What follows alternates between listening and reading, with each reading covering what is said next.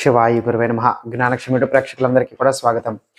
మీ ఇంట్లో ఎవరికైనా వ్యక్తికి విపరీతమైనటువంటి నరఘోష గాని, నరదృష్టి గాని, చెడు ప్రభావం గాని, గాలి పీడ, ప్రయోగం వంటి సమస్య ఏదైనా గాని, లేకపోతే అలా దెయ్యం పట్టినటువంటి సూచనలు గాని, ఇటువంటి రకాలైనటువంటి ప్రయోగ సమస్యల దగ్గర నుంచి గాలి పీడ సమస్యల వరకు మీరు ఏమైనా సరే ఇబ్బందికి గురవుతున్నట్లయితే గనక మీరు ఏం చేయొచ్చంటే, ఆ యొక్క వ్యక్తిని తూర్పు ముఖంగా అంటే తూర్పు వైపు తిరిగి కూర్చోబెట్టండి.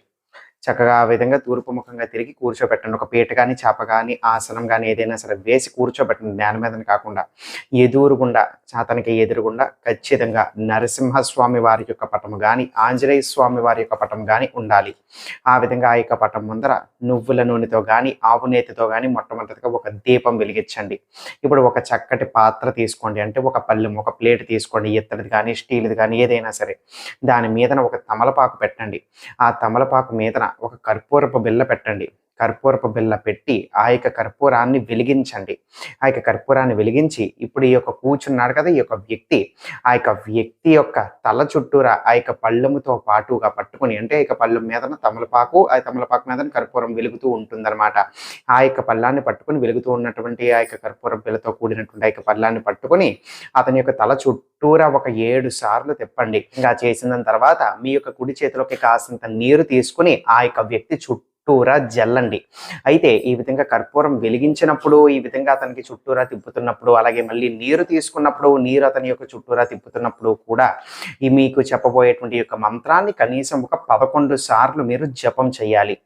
ఉగ్రం వీరం మహావిష్ణుం జ్వలంతం సర్వతోముఖం నృసింహం భీషణం భద్రం మృత్యుం నమామ్యహం. ఈ యొక్క మంత్రాన్ని కనీసం ఒక 11 సార్లు జపం చేసి చేయండి.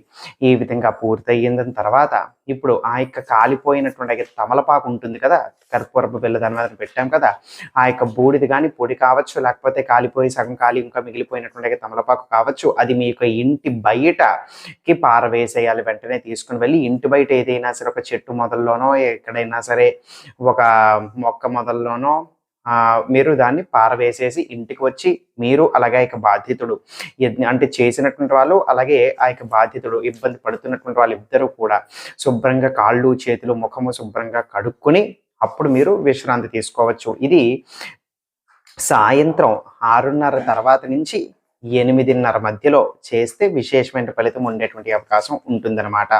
ఈ విధంగా మొదలుపెట్టినటువంటి రోజు నుంచి వరుసగా కనీసం ఒక 3-4 రోజుల పాటు చేస్తే ఇంకా కూడా శక్తివంతంగా ఈ యొక్క పరిహారం అనేటువంటిది పనిచేస్తుంది. సర్వే జనా సుఖినో భవంతు. శివార్పణమస్తు.